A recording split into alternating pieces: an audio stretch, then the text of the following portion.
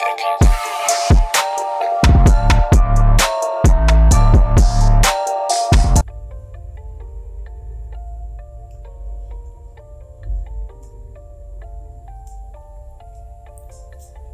pessoal, tudo bem? Meu nome é Pedro Evangelista. Irei dar continuidade aqui ao nosso curso a respeito da análise combinatória, né? Conteúdo muito temido, considerado difícil pelos alunos aí. Então, como vocês podem ver aqui, estamos na aula 8, dando continuidade ao curso na aula 8. Então a gente teve uma série de aulas aí, explicando todo esse conteúdo com professores capacitados aí e da melhor forma possível, da forma mais simplificada possível, tá? Então, quem não assistiu às aulas, assistam às aulas anteriores, para o caso de não entender essa aula aqui, não entender que aqui essa aula é especificamente para resolver exercícios aplicando alguns conteúdos utilizados, explicados nas aulas anteriores. Então, peço que assistam às aulas anteriores aí logo, para não ficarem perdidos aqui nessa aula, tá bom? Então, vamos resolver esse primeiro exercício aqui. Questão bem clássica, né? Utilizando os conteúdos vistos anteriormente, temos o que? Diz assim: uma comissão será composta pelo presidente, tesoureiro e secretário. 5 candidatos se inscrevem para essa comissão,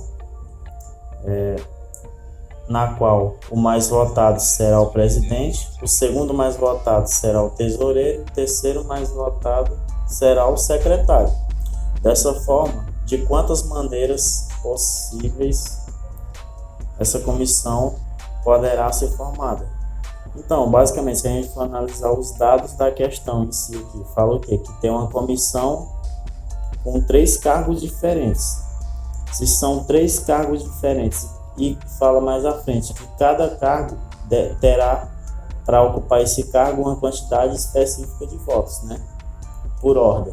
O mais votado será o presidente, o segundo mais votado será o tesoureiro e o terceiro mais votado será o secretário. Logo, dá para a gente observar que a ordem importa. Por que eu estou falando isso? Porque quando a ordem importa, a gente considera todas as possibilidades existentes de agrupamento daqueles elementos, no caso dos participantes, dos que se inscreveram para ocupar as funções dessa comissão. Então a ordem vai importar. Quando a ordem importa, a gente considera todas as possibilidades, né?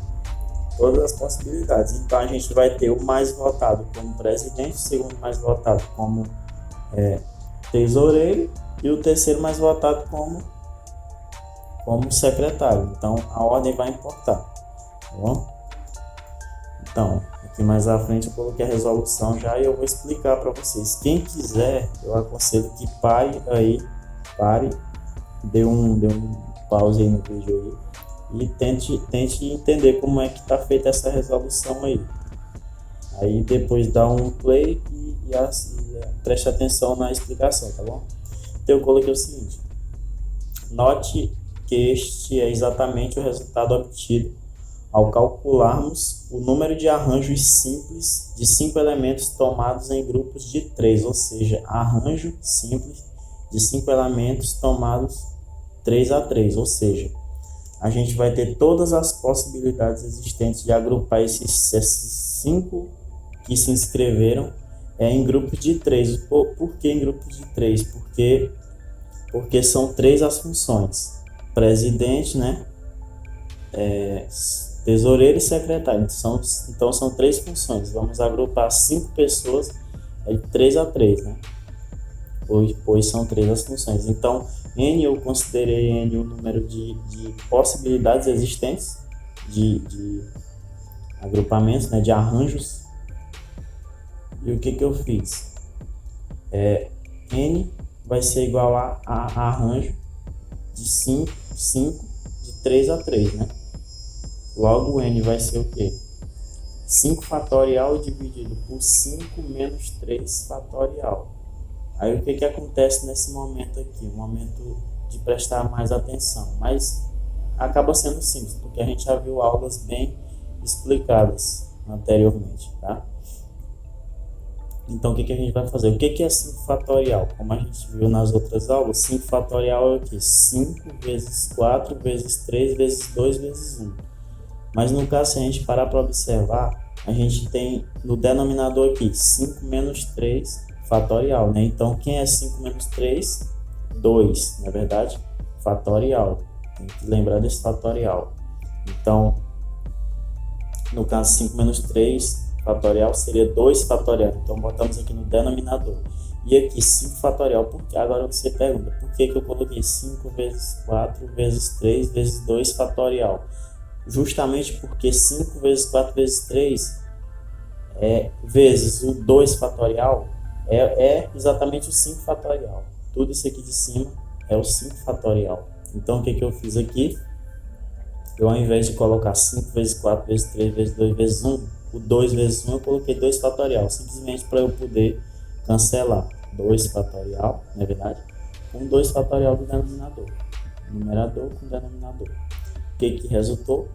Somente no 5 vezes 4 vezes 3. Temos o que? Que 5 vezes 4, 20, na verdade, vezes 3, 60. Então, de 60 maneiras a gente pode fazer os arranjos desses 5 candidatos, digamos assim, 3 a 3, ou seja, para ocupar essas 3 posições. Se a gente parar para observar, fazendo de uma maneira mais simplificada ainda, a gente pode lembrar o seguinte, pensar o seguinte, olhando para essa partezinha aqui, ela pode nos ajudar. A gente pensa o seguinte, a gente tem 5 candidatos, na verdade, eles estão concorrendo para 3 vagas. São 3 vagas para 5 candidatos, vagas distintas. Então, o candidato mais bem votado, ele vai ficar na primeira posição, na verdade. Então, pode ser qualquer um dos 5 inscritos. 5 se inscreveram, qualquer um deles pode ocupar a primeira vaga, a vaga de presidente. Então, podem ser 5, tem 5 possibilidades para presidente, que é o mais bem votado. Vai ser a primeira escolha vai ser o presidente, que é o mais bem votado. Então, são 5. Todos os 5 que se inscreveram por quadro, qualquer um deles pode ser. Então, qualquer um deles pode ser, mas apenas um deles vai ser o presidente. Então, escolheu um desses 5. Restaram quantas possibilidades para a escolha do tesoureiro? 4 possibilidades, na verdade. Tínhamos 5 candidatos, um ficou como presidente, restaram 4 possibilidades para ser o tesoureiro. Quando escolheu um tesoureiro, que eram 4 possibilidades, então restaram 3 possibilidades para ser o secretário. Lógico que ficou a multiplicação 5 vezes 4 vezes 3 ficou 60. Uma forma bem mais simplificada de resolver, tá bom? Temos aqui a segunda questão, uma questão também bem clássica, né? E simples também. A gente, com os conhecimentos adquiridos anteriormente nesse curso, a gente consegue resolver facilmente, tá? Temos o que aqui? Temos no vestiário de uma academia de ginástica há exatamente 30 armários, cada qual para uso individual.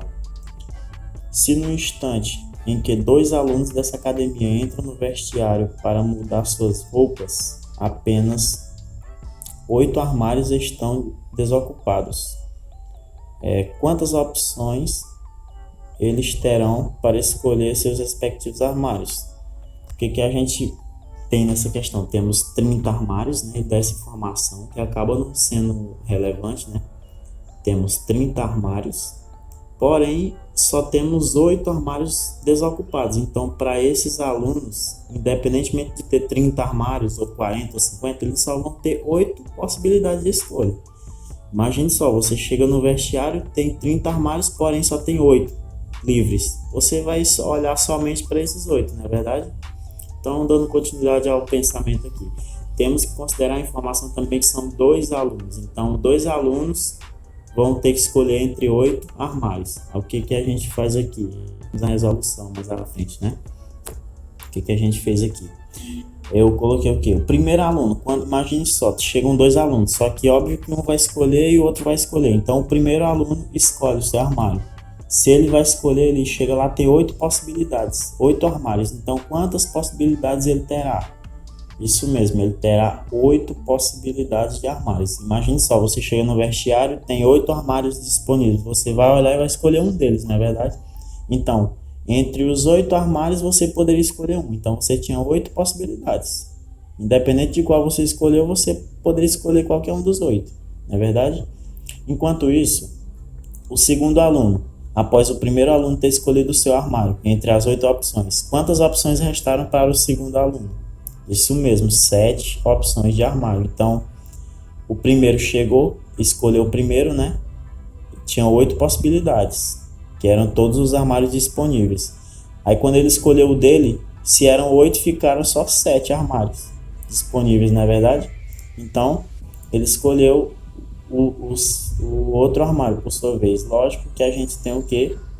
Que considerar todas as possibilidades, tendo em vista que a ordem aqui importa. Tá bom? Então temos 7 vezes 8 ou 8 vezes 7, né? Que fica 56 possibilidades de escolha. Então temos 56 possibilidades de arranjo desses dois alunos, né? Em 8 armários, 8 possibilidades de armário, de escolha de armário, tá? Aqui temos uma terceira questão que fala o quê? Uma questão também simples, né? Muito simples. E eu coloquei uma questão um pouco diferenciada, porque nas duas primeiras questões a gente viu exemplos que deveria considerar o fato de que a ordem importava, né? Nesse caso aqui é diferente. Vamos ver aqui, vamos ver a diferença na resolução. Temos o quê? Em um campeonato de tênis, estão inscritos 10 militares para disputar o campeonato. Perdão. Esses militares podem formar duplas diferentes. Então, quantas duplas diferentes esses 10 militares podem formar? O que é que temos aqui? Coloquei aqui o seguinte, a explicação. Repare que não importa a ordem dos militares na formação das duplas, ou seja, a dupla formada pelos militares A e B é a mesma dupla formada por B e A. Assim, utiliza-se o raciocínio com o princípio fundamental da contagem, tá? Então, utilizando, a gente viu também nas aulas anteriores, né, a respeito desse conteúdo, mas aqui também envolve a questão do ter um raciocínio lógico para entender essa questão. A gente imagina aqui, a gente tem que calcular as possibilidades de formar duplas, várias duplas, né, usando os 10 militares. Beleza, até aí tudo bem. Só que a gente tem que imaginar o seguinte, se eu pegar o militar, dos 10 militares, tem esses militares, João e Pedro. O A é João e o B é Pedro. Então, se eu for me referir a essa dupla, João e Pedro, e eu me referir depois à dupla Pedro e João, eu não vou estar me referindo sempre à mesma dupla? Vocês concordam comigo? Se eu me referir primeiro, falar um passo à frente a dupla João e Pedro, aí depois eu falar um passo à frente a dupla Pedro e João, eu vou sempre estar me referindo a esses dois candidatos, então eles vão estar sempre dentro da mesma dupla, independente se eu falo primeiro o nome do João e depois do Pedro, ou se eu falo Pedro e depois do João, certo? Então daí dá para você entender que não pode considerar toda e qualquer possibilidade de agrupamento desses 10 militares formando duplas. Temos que desconsiderar uma parte ali, porque quando a gente calcula as possibilidades, a gente calcula todas as possibilidades, tanto nesse caso aqui A e B, quanto B e A. Tá? Então daí já dá para você ter uma ideia de que vai ter que desconsiderar metade dessas possibilidades, não é verdade? Então temos aqui que C, que eu considerei a quantidade de possibilidades, né? C vai ser o quê? Se eu chego lá, temos 10 possibilidades de arranjo. Então o que acontece? 10 possibilidades para escolher o primeiro da dupla. Então o primeiro da dupla eu vou ter 10 possibilidades, né, para escolher o A. E quando eu escolher o A, eu vou ter 9 possibilidades para escolher o B. Pois se eu já escolhi um para ser o A da dupla, né? Então eu vou ter mais apenas 9 possibilidades para escolher o B, não é verdade? Então, se eu fiz isso, eu montei dessa forma aqui. 10 vezes 9. Beleza, esses 10 vezes 9, o que seria? Seria toda e qualquer possibilidade de duplas com esses 10 militares, não é verdade? Toda e qualquer. Porém, como eu havia dito anteriormente, se eu tenho a dupla A e B e a dupla B e A são a mesma dupla, então eu desconsidero uma delas, logo eu vou desconsiderar metade, não é verdade? Então, vai ficar 90, que seria toda e qualquer possibilidade de duplas com esses 10 militares, dividido por 2. No caso, dividido por 2 fatorial. Eu esqueci de colocar o fatorial aqui. 2 fatorial. 2 fatorial é 2 vezes 1, 2, né? Então, 90 dividido por 2, 45. Temos aí a resposta. Então, se eu tenho 10 militares para formar duplas com eles, eu teria 45 possibilidades de duplas com esses 10 militares, certo? Considerando esses critérios que eu expliquei aí, tá bom? Então, muito obrigado pela atenção, peço que dê o like aí, curta nossos vídeos, assistam os vídeos anteriores, são muito importantes e estão da forma muito simplificada, tá bom? Muito obrigado.